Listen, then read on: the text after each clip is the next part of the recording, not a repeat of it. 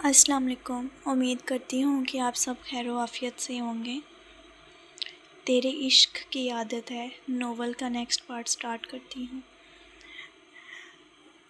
اس وقت blue jeans پر off white shirt پہنے، آنکھوں پر بلیک سن گلاسز لگائے، ہمیشہ کی طرح ڈھیروں سنجیدگی چہرے پر سجائے وہ ڈرائیونگ کر رہا تھا، اور اس ڈھیر ساری سنجیدگی اور سختی کے ساتھ بھی وہ دیو اسے بہت اچھا لگ رہا تھا۔ مگر دیو کب بدلے گا، وہ افسوس سے سوچتی، سر ہلاتی، پھر سے کار ونڈو سے باہر کی سمت دیکھنے لگی۔ آج کئی ہفتوں بعد وہ اس کے ساتھ حویلی جا رہی تھی، اور گاڑی کے آگے پیچھے اس کے سیکیورٹی گارڈز کی گاڑیاں بھی رواں دواں تھیں۔ گنڈوں کی فوج۔ اسلان کے سارے گارڈز اسے گنڈے ہی لگتے تھے، خاص طور پر اس کا چہچہاتا گارڈ فیضان۔ دل ہی دل میں تپ کر بولتی، وہ پھر سے آس پاس دیکھنے لگی۔ گھنٹوں سے کار میں بیٹھے بیٹھے وہ بور سی ہو گئی تھی۔ کچھ سمجھ میں نہیں آ رہا تھا، کرے تو کیا کرے۔ وہ کتنا زیادہ بولنے والی تھی، اس کی خبر سب کے ساتھ اس کے دیو کو بھی تھی، لیکن اسے لگتا تھا کہ اب اس کی زبان کو زنگ لگ جائے گا کسی سامعہ کو نہ پا کر۔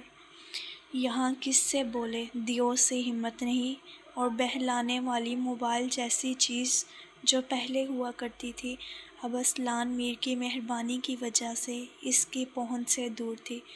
کسی سے بھی بات کرنے کی اجازت نہیں تھی، دوسری چیزیں تو دور کی بات تھی۔ کار کی خاموشی اسے بری طرح سے کھل رہی تھی۔ موبائل ہوتا تو سب سے پہلے ہاشم سے بات کرتی۔ ہائے میرا ہاشم، کیسے تم سے دور رہوں، بتا نہیں سکتی۔ وہ تو بھی میرے بنا تڑپتا ہوگا۔ ہاشم کا سوچتے ہی اس کا دل تڑپ اٹھا۔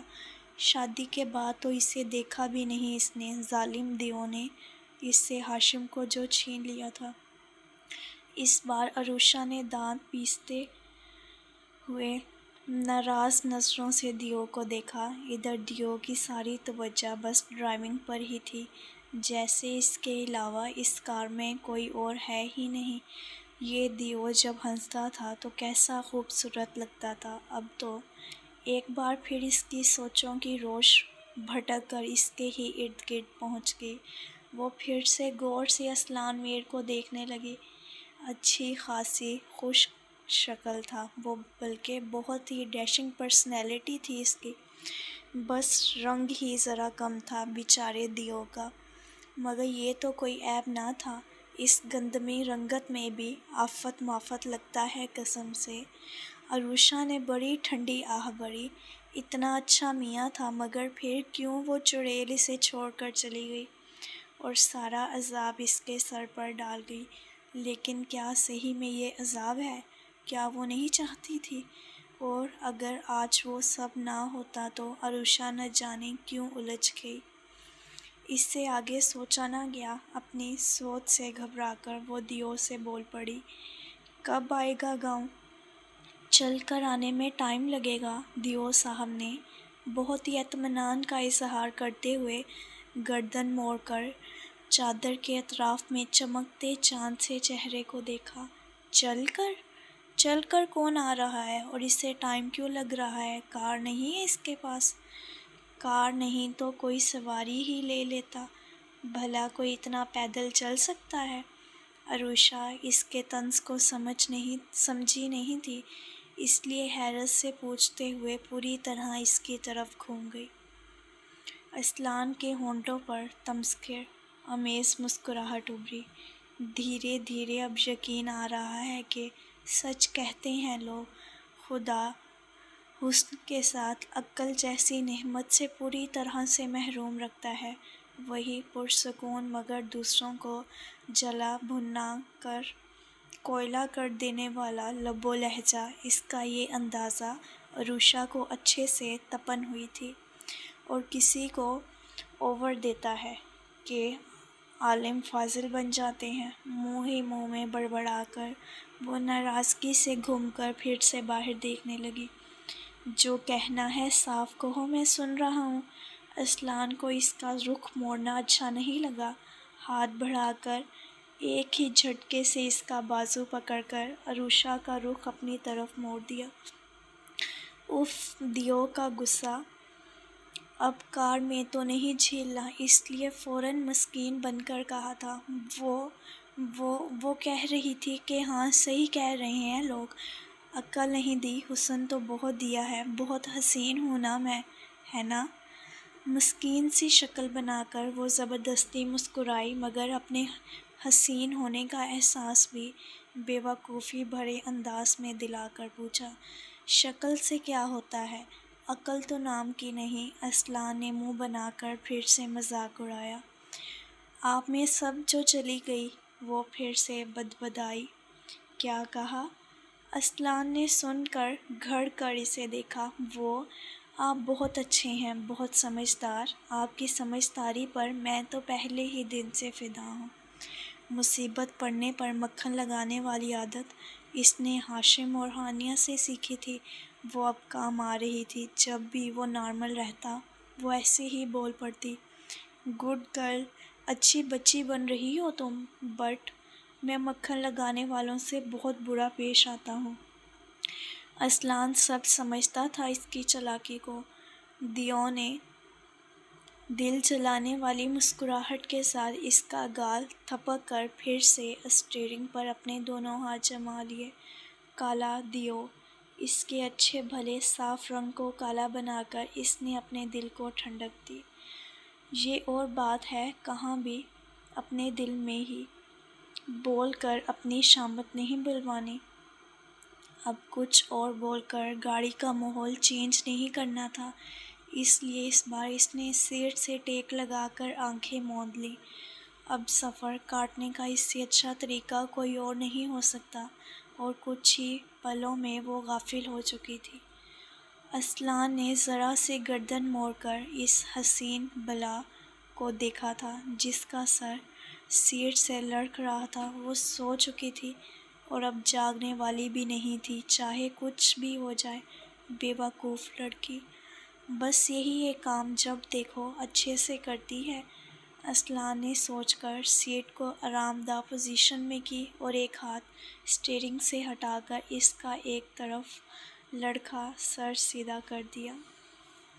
وہ سوئی ہوئی ایسی معصوم سی لگ رہی تھی کہ بے اختیار ہو کر اس نے ایک ہاتھ سے ڈرائیونگ کرتے ہوئے اس نے دوسرے ہاتھ سے عروشہ کے گلابی لبوں پر اپنی انگلی پھیری تھی۔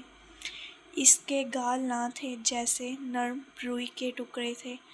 دل کہا ایک بار پھر ان آتشی گالوں کی نرمی اپنے ہونٹوں سے محسوس کرے، مگر خود کو سنبھال کر اپنے ہاتھ اس کے گالوں پر سے ہٹا کر اس نے اپنی ساری توجہ ڈرائیونگ پر مرکوز کر لی۔ اماں جان لالا آشو کو لے کر آ گئیں۔ جیسے ہی ان کی مرسڈیز حویلی کے گیٹ سے اندر کی طرف آئی، ہانیہ اپنے بالکنی سے چلاتی ہوئی نیچے کی طرف بھاگی تھی۔ وہ کب سے بے چینی سے پوری حویلی میں گھومتی ان دونوں کا بے صبری سے انتظار کر رہی تھی۔ ایک تو اپنے لالا سے محبت بھی بہت تھی، دوسرے پیاری سی بھابھی اس کی بیسٹی جو تھی، وہ چیختی چلاتی دوڑتی اپنے روم سے نکل کر نیچے آئی تھی۔ ہانیہ کی چیخ پکار پر سب ہی متوجہ ہو گئے اور وہ اسی طرح دوڑتی حویلی کے بڑے سے داخلی دروازے کو کھول کر پورچ میں آئی تھی۔ لالا آ گئے آپ؟ ہانیہ پھولی سانسوں کے ساتھ بے حد خوشی سے اسلان کو دیکھ رہی تھی۔ دل کہہ رہا تھا پہلے کی طرح اس کے گلے سے لگ کر جھول جائے، مگر اب ایسا کہاں ممکن تھا۔ اس کے لالا اب پہلے جیسے رہ ہی کہاں گئے تھے۔ السلام علیکم، کیسی ہو تم ہانیہ؟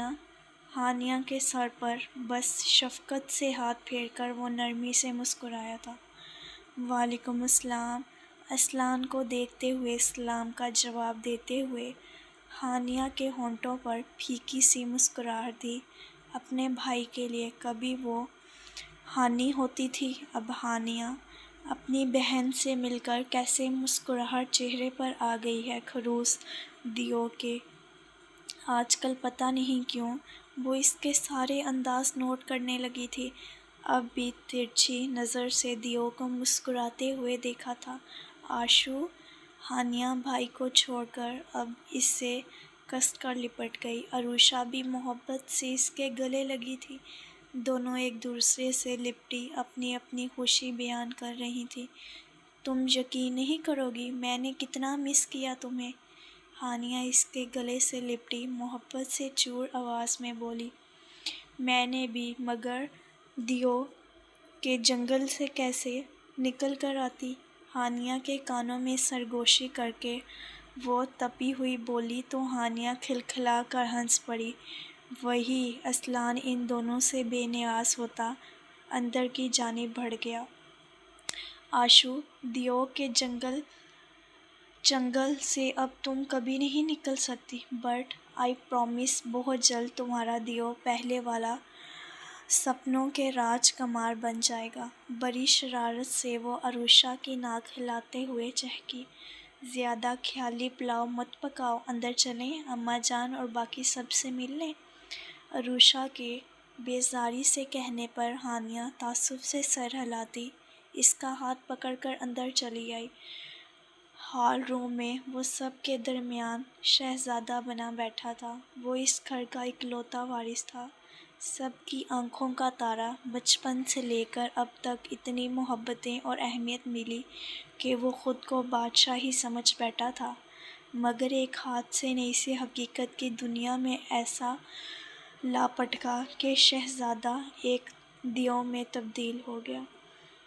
سنجیدہ سا تو وہ پہلے بھی تھا، مگر اس سنجیدگی میں نرمی تھی، مگر اب نرمی سختی میں بدل چکی تھی اور وہ ظالم دیو تھا۔ عروشہ اسے ہی دیکھتے سب سوچ رہی تھی، اماں جان، اس کی اپنی ماں، چاچی نیدا، سدا سب اس کے ارد گرد جمع تھیں اور وہ ہونٹوں پر زبردستی کی مسکراہٹ سبجائے ان کے سوالوں کے جواب دے رہا تھا۔ عروشہ، ادھر آؤ میری بچی۔ اماں جان نے اسے دیکھتے ہی اپنی باہیں پھیلا دیں۔ وہ ان کے درمیان آ کر ان کی باہوں میں سمائی تھی۔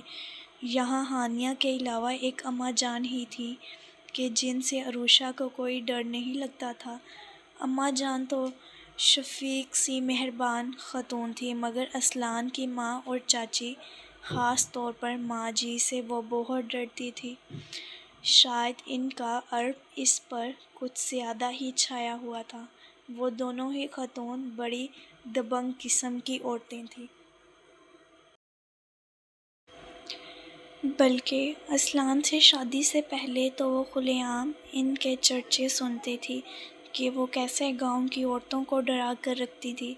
اپنے جاگیردار ہونے کا ان کو بہت غرور تھا، مگر یہاں آ کر سب پتہ چل گیا کہ ایسا کچھ نہیں تھا۔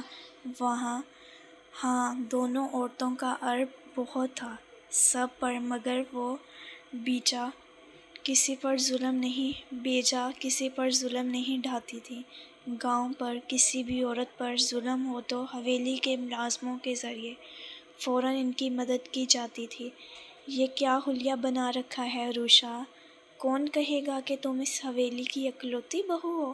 وہ اماں جان سے لگی ہوئی اپنی سوچوں میں الجھی ہوئی تھی کہ اصلان کی ماں سے اسے اپنے خیالوں کی دنیا سے باہر نکال دیا۔ جی کیا ہوا؟ ڈر کر اس نے فوراً سیدھا بیٹھ کر اپنے آپ کو سر سے پیر تک دیکھا تھا۔ سوٹ تو ڈارک کلر اسٹائلش سا پہنا تھا، آتے وقت لپسٹک بھی لگائی تھی، شاید مٹ گئی ہے کیا؟ اس نے ہونٹوں پر انگلی لگا کر چیک کیا، انگلیوں کے پوروں پر گلابی رنگ لگ گیا۔ لپسٹک تو ہے، پر کیا اوہ ہاں کاجل نہیں لگایا یا کچھ اور؟ ماں جی کے ساتھ ساتھ سب بھی اس کی حرکتیں نوٹ کر رہے تھے۔ وہ ادھر ادھر اپنے کپڑوں کو دیکھتی، چہرے کو چھو چھو کر دیکھ رہی تھی۔ ماں جی نے اپنے دان پیسے۔ اصلان سر جھکائے اپنے موبائل میں دیکھتے ہوئے اس سے بے نیاز نظر آنے لگا۔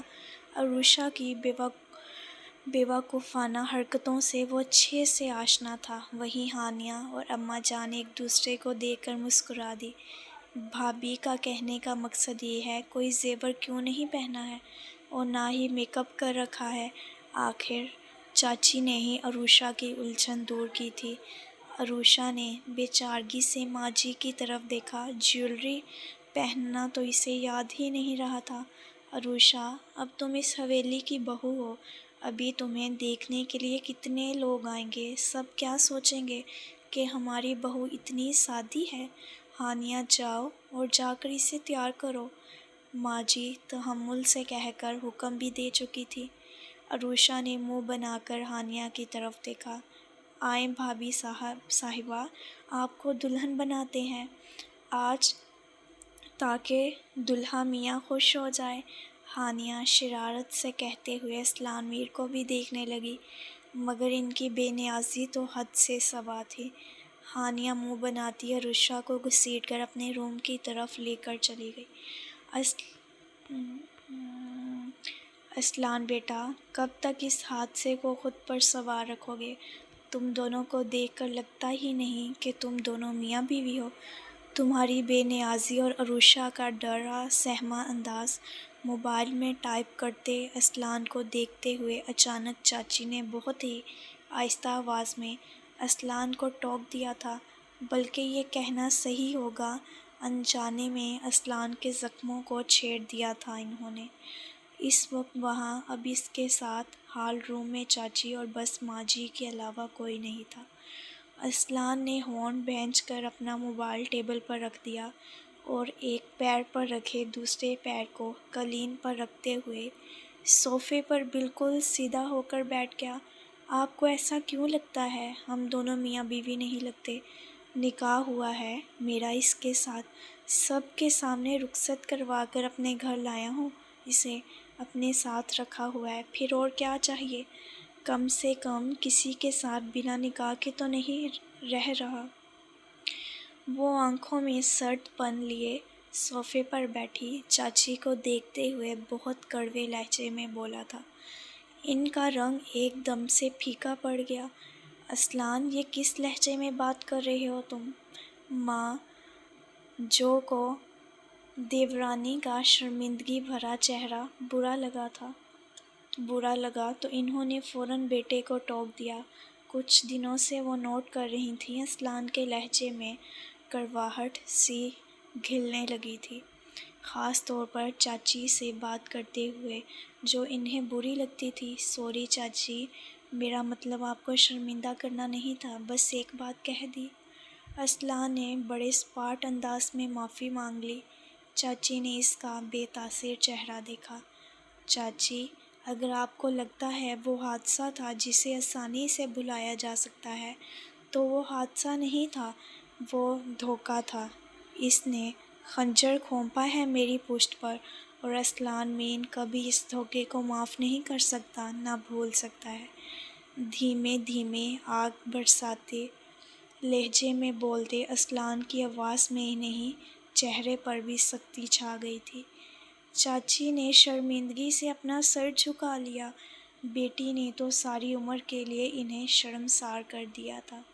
اسلان نے تو صرف ان کے کہنے پر ان کا مان رکھنے کے لیے اس نامراد کو اپنی زندگی میں شامل کیا تھا، مگر وہ ایک ہی جھٹکے میں ان سب کی عزت کے پر کھچل اڑ کر اسلان کو ساری زندگی کا زخم دے کر چلی گئی تھی، اور وہ تاعمر اسلان سے آنکھیں ملانے کے قابل نہیں رہی تھی۔ چاچی، آپ کیوں شرمندہ ہوتی ہیں؟ اس میں آپ کا کیا قصور؟ اس میں آپ کا کوئی قصور نہیں۔ سوری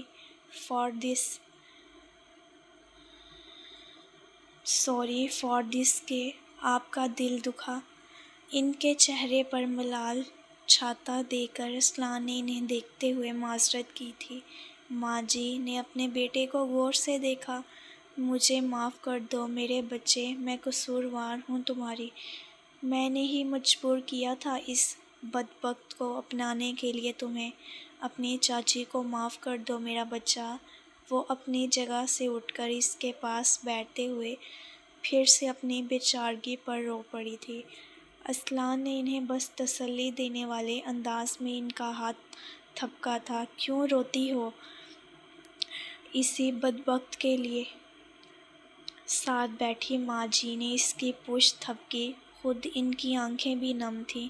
چاچی آج آخری بار اس طرح روئی ہیں، اب آئندہ مت روئیے گا، وہ جا چکی ہے اور میں نے پہلے ہی کہہ دیا تھا، اب اس گھر میں اس کا ذکر تک نہیں ہوگا۔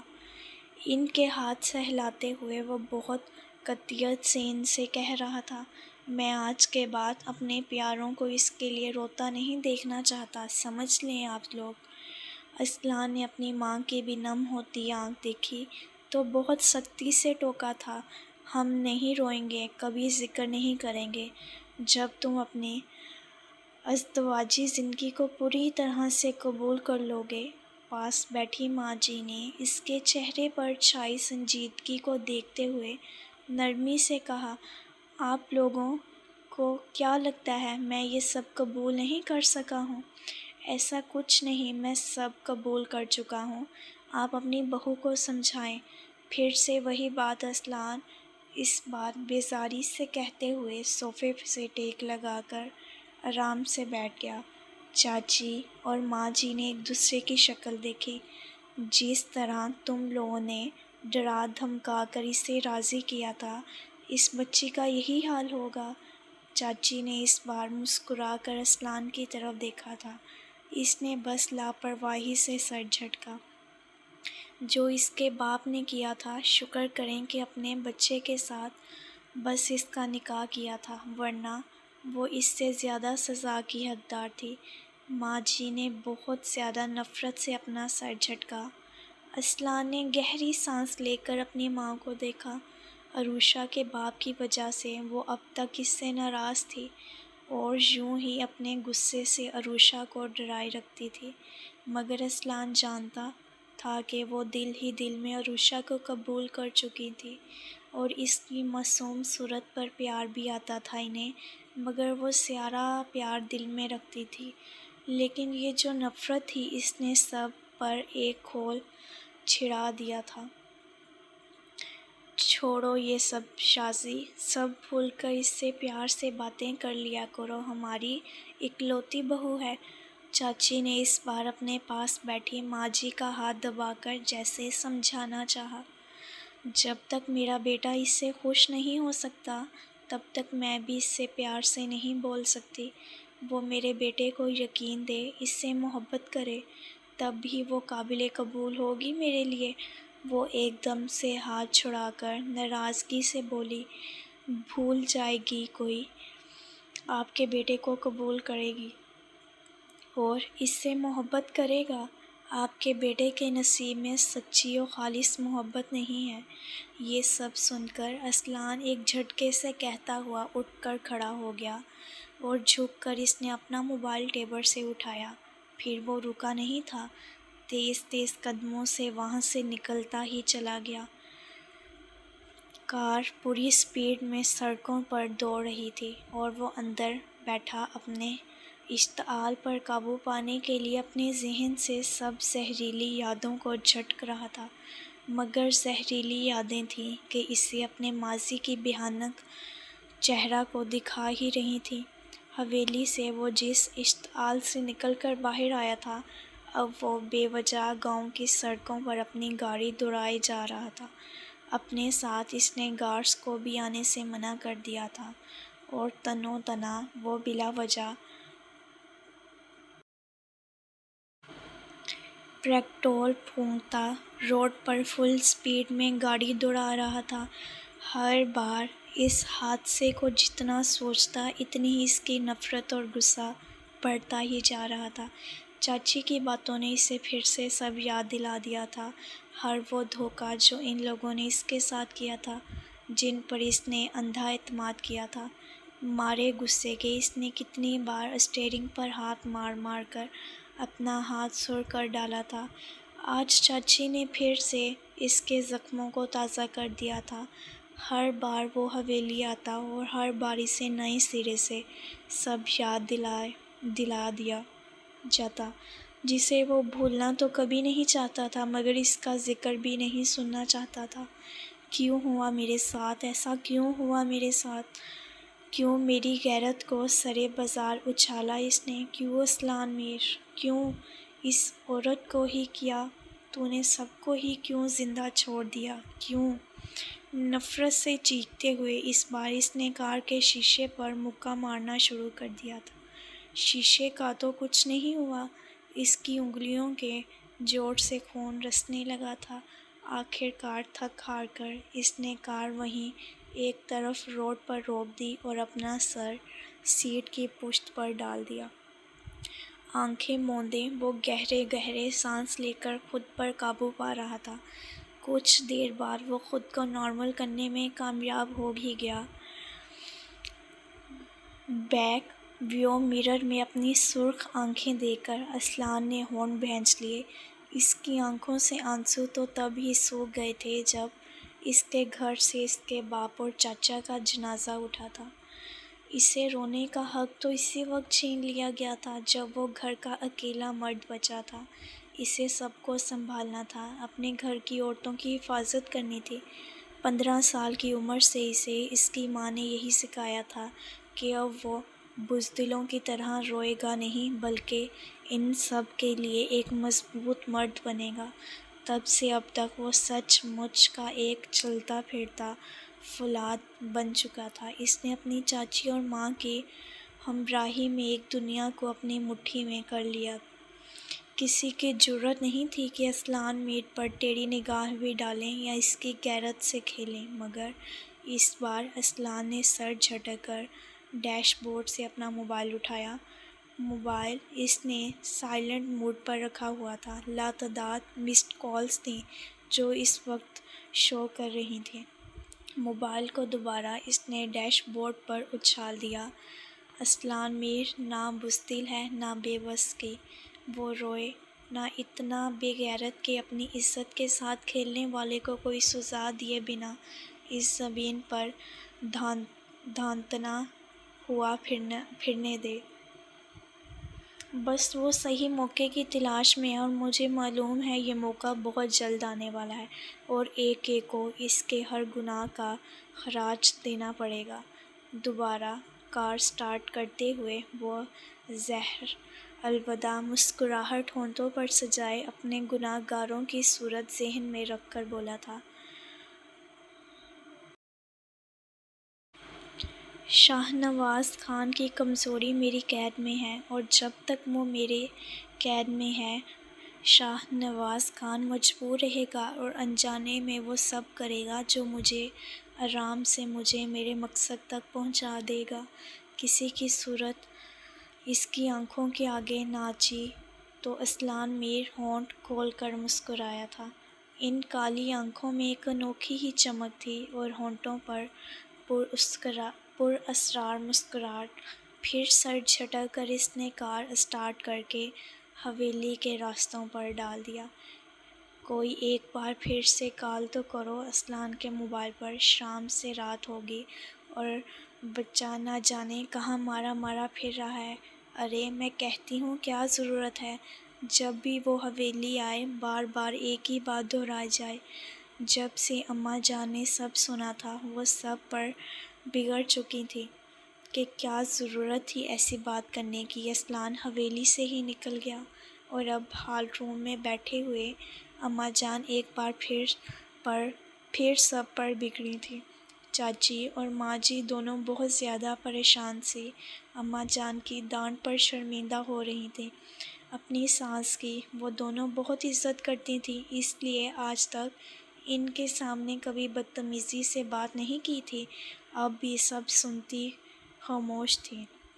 اماں جان معلوم تو ہے آپ کو جب تک وہ نہیں چاہے گا تب تک کال نہیں کرے گا۔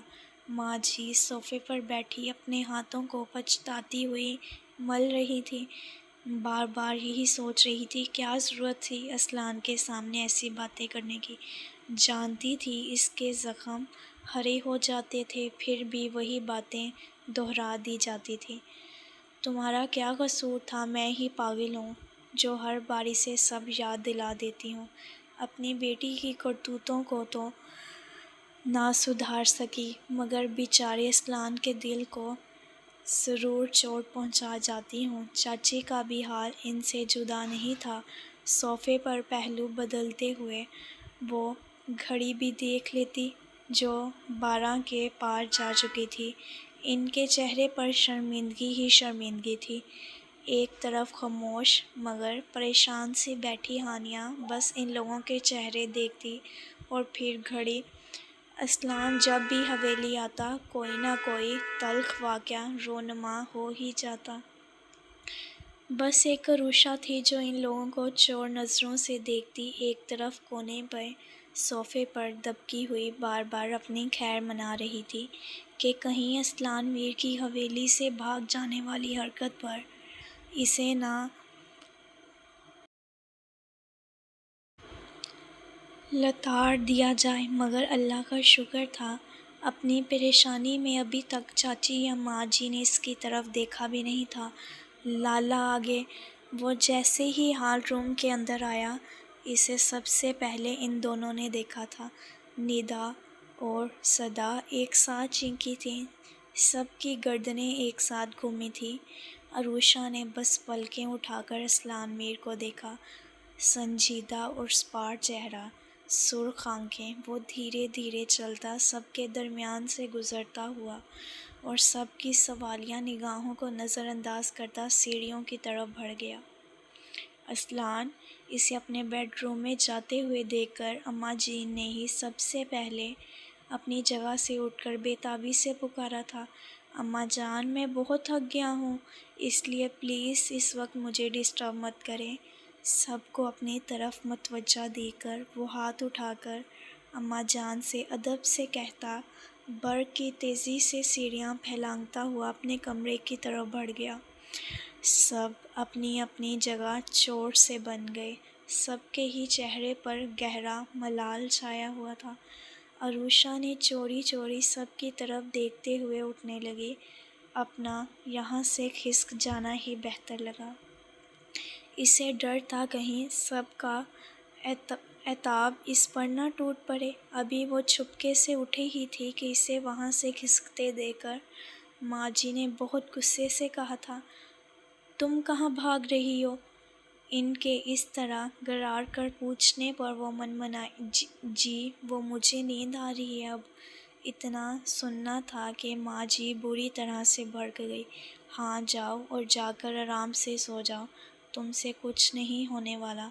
کیسی قسمت پائی ہے میرے بیٹے نے، ایک نامراد میرے ہیرے سے بیٹے کو اپنی کمینگی کی وجہ سے چھوڑ کر چلی گئی، اور دوسری ہے تو بس بچی بنی، ڈر ڈر کا بہانہ کرتی اس سے دور بھاگتی رہتی ہے، یا تو کھاتی رہتی ہے یا تو سوتی رہتی ہے۔ ماں جی اسلان کے چہرے پر چھائے کرب کو دیکھ کر بری طرح سے تڑپ گئی تھی، اس لیے اب اپنا سارا غصہ وہ عروشہ پر اتارنے کے لیے اسے کھا جانے والی نظروں سے دیکھتے ہوئے آج سخت باتیں سے سنا گئی۔ آ گئی شامت عروشہ سوچتی فوراً وہیں کھڑی ہانیہ کی آڑ میں چھپنے لگی تھی۔ ہاں، ایک تو یہ ماں بیٹے کی آنکھوں میں اتنا قہر کیسے اتر آتا ہے اس کے لیے۔ وہ ہانیہ کی پشت پر چھپتی سوچتے ہوئے ان کی نگاہوں سے ڈر کر پلکیں جھکا گئی۔ اماں جان نے تعصب سے اپنی بہو کو دیکھا جو اس بیچاری عروشہ کے پیچھے پڑ جاتی تھی۔ چاچی خاموش اور ندا صدا چپ سی بھابھی کو افسوس سے دیکھ رہی تھی، دیکھو کیسے چھپ رہی ہے جیسے میں کھا جاؤں گی۔ اس کے چھپنے پر نہیں پر انہیں اور غصہ آیا تھا۔ ماں جی نے گھور کر عروشہ کی طرف دیکھا، اس سے بدلہ لینے کے لیے پہلے والی سے بھی زیادہ حسین لڑکی لے آئیں مگر یہ بھی کوئی کام کی نہ نکلی، تم سے ایک مرد اپنا بنایا نہیں جا رہا ہے۔ ماں جی نے بہت ہی خونوارہ نظروں سے عروشہ کے حسین مگر ڈرے ڈرے چہرے کو دیکھا۔ ماں اس میں آشو کی کیا غلطی؟ کوئی کچھ نہ بولا تو ہانیہ آخرکار بول پڑی۔ ہانیہ کو بہت برا لگا تھا ان کا اس طرح سے عروشہ کو باتیں سنانا۔ تم چپ رہو بھابھی کی چمچی، انہوں نے اسے بری طرح سے بھٹک دیا، خبردار جو میرے اور اس کے بیچ میں بولا۔ جاؤ اپنے روم میں، ندا صدا تم دونوں بھی جاؤ۔ ماں جی نے ڈانٹ کر تینوں کو وہاں سے بھگا دیا۔ ماں جی جلالی روپ میں آ چکی تھیں تو ہانیہ کی مجال نہیں تھی وہاں ٹک جاتی۔ زبردستی اپنا ناتواں کاندھا عروشا کے چنگل سے چھڑا کر وہ بھاگی۔ عروشا نے بیچ راستے میں چھوڑ کر بھاگتی اپنی بیسٹی کو دیکھا۔ میرا بھی وقت آئے گا ہانو کی بچی، تب بتاؤں گی، وہ منہ بنا کر سوچتی۔ بے بسی سے دونوں خواتین حضرات کو دیکھنے لگی۔ اتنی بار ان کی باتیں برداشت کر چکی تھی کہ اب وہ خود ڈھیٹ بن گئی تھی۔ خود کو ان کے شادی شدہ لڑکوں کے کیا کیا فرائض ہوتے ہیں ایسے درس کے لیے آمادہ کرنے لگی۔ ایک اماں جان تھی جو ترہم بھری نظروں سے عروشا کو دیکھ رہی تھی۔ ان کی دونوں بہوئیں فوجی کے خاندان کی تھیں اور خود اسی طرح سخت شوہروں کے مرنے کے بعد ان دونوں نے مردوں کی طرح زندگی گزاری تھی اور اسلام کی بھی پرورش انہوں نے اپنے طرز و طریقے سے کیا تھا۔ عرب جھاڑنا، کسی سے نہ ڈرنا، یہ ان کے خون میں شامل تھا۔ شازی صحیح کہہ رہی ہے عروشا، کب تک یہ ڈر ڈر کر تم اسلان سے بھاگتی رہو گی؟ وہ تمہارا شوہر ہے، اس سے محبت دو، اسے زندگی کی طرف لاؤ۔ ساری زندگی کیا ڈر ڈر کر شوہروں والے حقوق سے دور رکھو گی اسے؟ تمہارے باپ نے جو کیا ہے نا، اس کے بدلے تمہیں ہی اتارنے ہوں گے۔ چاچی نے بھی اسے ہی سنانا ضروری سمجھا، مگر ماں جی کی طرف ان کی آواز میں سختی نہیں تھی، ایک طرح کا طنز ہی تھا ان کی کھلی ہوئی گفتگو۔ عروشا کی پیشانی ارق الوت ہو گئی۔ تمہارے باپ نے جو کیا ہے نا، اس کے بدلے میں میرا بیٹا اگر تمہیں مار ڈالتا مجھے افسوس نہیں ہوتا، مگر یہ اس کی شرافت ہے کہ اب تک صحیح و سلامت ہمارے سامنے بیٹھی ہو۔ ماں جی کا بس نہیں چل رہا تھا سامنے بیٹھی عروشا کو آج ایک تھپڑ بھی دے مارے۔ باپ کا طعنہ ایسا تھا کہ جو اب بھی اسے لگ جاتا تھا، یہاں سارا ڈھیٹ پن ختم ہو جاتا۔ عروشا کی آنکھوں میں آنسو آنے لگے۔ اپنے آنسوؤں پر باندھے بہت مشکل سے وہیں کھڑی تھی، چہرہ اہانت سے سرخ ہونے لگا۔ اس گھر میں اسے باپ کا طعنہ کبھی ہی کبھی دیا جاتا، مگر جب بھی دیا جاتا زبردست دیا جاتا۔ ماں جی تو بس غصے میں اور چاچی طنز میں۔ کیا ہو گیا ہے تم دونوں کو؟ پہلے اسلان، اب عروشا کے ساتھ شروع ہو گئی ہو تم؟ مت بھولو اب یہ اس شخص کی بیٹی نہیں، ہمارے خاندان کی اکلوتی بہو ہے۔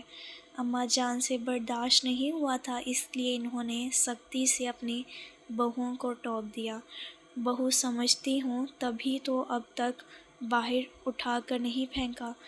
اس سے کہیں اب یہ ڈرامہ ختم کرے اور اسلان کو اپنی طرف راغب کرے، اسے وہ محبت دے جس کا میرا بیٹا حقدار ہے، اسے یقین دلائے کہ محبت اس کے نصیب میں بھی ہے۔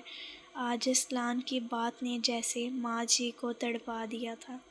صوفے سے کھڑے ہوتے ہوئے انہوں نے اپنی بات مکمل کی اور تیزی سے اپنے کمرے کی طرف چلی گئیں۔ ان کے پیچھے پیچھے چاچی بھی اٹھ کر گئیں تو اماں جان نے اٹھ کر عروشا کو اپنے سینے سے لگا لیا۔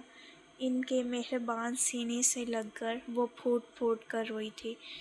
مت رو میری بچی، شازیہ نے بس سب غصے میں کہا ہے، ورنہ وہ دل سے تمہیں بہت چاہتی ہے، اس کی طبیعت ہی کچھ سخت ہے۔ اماں جان اس کا سر تھپکتے ہوئے اسے پیار سے سمجھانے لگی۔ کیوں دیتی ہیں مجھے طعنے؟ میرا کیا قصور ہے اماں جان بتائیں؟ میں نے تو نہیں کہا تھا ان سے ایسا کرنے کو۔ وہ روتے ہوئے شکوہ کر گئی تو اماں جان سب کچھ کہہ گیا نہیں، بس اس کا سر تھپکا تھا۔ عروشا، تم اسلان کو دوبارہ محبت پر یقین کرنا سکھا دو تو سب ٹھیک ہو جائے گا۔ شازیہ کا رویہ بھی وہ بیٹے کی وجہ سے ایسے ہو گیا ہے۔ اسے خود سے الگ کرتے ہوئے انہوں نے اس کے آنسو بھی صاف کیے۔ اماں جان، مجھے ان سے خوف آتا ہے، وہ مجھے مار ڈالیں گے۔ دیکھ لیجیے گا آپ لوگ، ایک دن مری پڑی ہوں گی روم میں۔ عروشہ اپنے گال ہاتھوں کی پشت سے پونچھتی ہوئی اور سو کرتی معصومیت سے بولی تھی، اب میرا اصلان ایسا بھی جلاد نہیں۔ اس بار انہوں نے ہلکے سے مسکرا کر پوتے کی حمایت کی تھی۔ وہ دیو ہے، دیو، آپ کو نہیں معلوم؟ عروشہ نے بس سوچا تھا، کہا نہیں۔ اپنی آنکھیں صاف کرتی وہ چپ ہی رہی۔ عروشہ بیٹا، مانتی ہو اصلان ذرا الگ قسم کا مرد ہے، مگر مجھے یقین ہے جب وہ تم سے محبت کرے گا تو بے پناہ کرے گا۔ ابھی وہ بے وفائی کا ستایا ہوا ہے، اس لیے ایسا سخت ہو گیا ہے۔ تم ایک بار کوشش کرو اپنی طرف مائل کرنے کی، اس میں تم دونوں کی بھلائی ہے۔ انہوں نے اس کے بالوں پر ہاتھ پھیرتے ہوئے پھر سے پیار سے سمجھایا۔ وہ دل سے چاہتی تھی وہ دونوں ایک دوسرے کے ساتھ خوش رہیں۔ میں انہیں کبھی اپنی وفا کا یقین نہیں دلا سکتی۔ انہوں نے مجھے اپنی قید میں رکھا ہے۔ ان کے نزدیک بس میری یہی حیثیت ہے کہ وہ مجھے میرے باپ کے کیے گئے گناہ کی سزا دیں۔ سر جھکا کر اداسی سے بولتی وہ گڑیا سی ہی لگی تھی انہیں۔ اللہ پر بھروسہ رکھو میرے بچے، ایک دن سب ٹھیک ہو جائے گا۔ نکاح کے بول میں بہت طاقت ہوتی ہے، وہ دلوں کے پتھر کو پگھلا دیتے ہیں۔ اماں جان اس کی پیشانی چوم کر یقین سے بولی۔ عروشہ نے بس ان کا چہرہ دیکھا تھا۔ اچھا یہ سب چھوڑو، تم اصلان کے لیے کھانا لے جاؤ، میں ملازمہ سے کہہ کر نکلواتی ہوں۔ اماں جان نے موضوع بدل کر کہا اور صوفے سے اٹھ گئیں۔ اس وقت؟ نہیں نہیں، عروشہ کو اپنی شامت تھوڑے ہی نہیں بلوانی تھی۔ وہ سر انکار میں ہلاتی جلدی سے اٹھ گئی۔ اور کون؟ بیوی ہو تم اس کی، جلدی سے لے جاؤ، کہیں شازیہ کو خیال آ گیا نا تو تمہاری خیر نہیں رہے گی۔ اماں جان کی شرارت پر عروشہ کی شکل رونے والی ہو گئی تھی۔ اماں جی کی دھمکی ایسی تھی کہ اب تو اسے چپ چاپ ان کا کہنا ماننا ہی تھا۔ دروازے پر کھٹکا ہوا تو ٹاول سے سر پوچھتے ہوئے اصلان نے مڑ کر دروازے کی طرف دیکھا۔ عروشہ ایک ہی ہاتھ سے بامشکل ٹرے تھامے اور دوسرے ہاتھ سے پورا دروازہ کھولتی اندر آ رہی تھی۔ ڈیپ ریڈ کلر کے سنہرے کامدار والے فراک سوٹ میں وہ پریوں کی شہزادی لگ رہی تھی۔ ہاتھوں میں سونے کی چوڑیوں کے ساتھ ملائی گئی ریڈ چوڑیاں، کانوں میں جھمکے، چہرے پر میٹھا میٹھا میک اپ کا جادو اور سنہرے بالوں کی لمبی چوٹی، جن سے ہمیشہ کی طرح سنہری لٹیں باہر نکل کر چہرے اور گردن پر بکھر رہی تھیں۔ وہ ڈری سہمی سی کھانے کی ٹرے لے کر اندر آ رہی تھی، خود پر جمی اصلان کی گہری نظروں سے گھبراتے ہوئے ٹرے پکڑے پکڑے اس کے ہاتھ لرز رہے تھے۔ کسی صورت سے آہستہ آہستہ چلتے ہوئے آ کر اس نے جھکتے ہوئے ٹرے سنبھال کر ٹیبل پر رکھ دی اور ابھی وہ سیدھی کھڑی ہی ہو رہی تھی کہ تولیہ پوری رفتار سے اچھلتا ہوا سیدھا اس کے چہرے پر آ پڑا تھا۔ اچانک اس افتتاح پر عروشہ نے بوکھلا کر اپنے چہرے سے تولیہ ہٹا کر سامنے دیکھا۔ وہ بنا شرٹ کے کمر پر ہاتھ رکھے اسے گھور رہا تھا۔ اسے بنا شرٹ کے اپنی طرف خوانخوار نظروں سے گھورتے دیکھ کر عروشہ نے اور بھی بوکھلا کر اپنی نگاہیں جھکا لیں۔ اتنی دیر سے میں روم میں آیا ہوں، کب سے تمہارا ویٹ کر رہا تھا اور تمہیں اب فرصت ملی ہے اپنے قدموں کو زحمت دے کر بیڈ روم تک آنے کی۔ اصلان کو بہت شوق تھا ہر وقت اس پر طنز برسانے کا، اب بھی بہت چبا چبا کر بولے گے۔ جملوں پر عروشہ نے جلدی سے سر اٹھا کر سامنے دیکھا۔ اصلان کی نگاہوں میں دور سے ہی چنگاری پھوٹتی دکھائی دے رہی تھی۔ شرٹ لیس اس کا چوڑا سینہ، چوڑے شانے اور بازوؤں کے ڈولے شولے، وہ تو چونٹی سی حیثیت رکھتی تھی اس کے آگے۔ پہلے آ کر اپنے ہیرے سے بچے کا غصہ اور اس کی دیو والی ہیوی جسامت دیکھ لیں، پھر آ کر کہیں ان کی ماں جی، محبت دو، اسے زندگی کی طرف لاؤ، ان سے اور پیار۔ اصلان کو دیکھتے ہوئے اس کا منہ بنا، ایک ہاتھ کی بھی نہیں ہوں میں ان کی، ادھر ہاتھ بڑھا اور ادھر میرا فاتحہ، سب کھائیں گے۔ اتنا غصہ، ورنہ انسان اس سے اپنی محبت کا اظہار کرنے کے لیے بہت بڑا جگرا چاہیے، جو میرے پاس نہیں۔ جب بھی اپنی محبت کا اظہار کروں گی اور بدلے میں یہ میرا گلا دبا دیں گے، ہائے، میں تو پھر اللہ میاں کو پیاری ہو جاؤں گی۔ عروشہ آنکھیں پھاڑے اس کے بنا شرٹ کے ڈولے شولے دیکھ کر نگاہیں اس پر جمائے بہت جل کر لگاتار سوچیں جا رہی تھی۔ یہ بھی خبر نہیں تھی اپنی سوچوں میں ماجی سے مخاطب لڑتی ہوئی اسلان میر کو گھورنے کا کام انجام دے رہی تھی۔ وہ سمجھ گیا کہ پھر وہ خیالوں میں کسی سے لڑنے بھڑنے جا چکی ہے۔ وہ ان 6 ماہ میں عروشہ کو اتنا جان چکا تھا جتنا وہ خود کو بھی نہیں جانتی تھی۔ امید ہے کہ آپ کو اچھی لگی ہوگی یہ ایپیسوڈ۔ میرے چینل کو لائک کریں، سبسکرائب کریں اور بیل آئیکن کے بٹن کو ضرور پریس کریں۔ اب ملتے ہیں نیکسٹ ایپیسوڈ میں۔ اللہ حافظ۔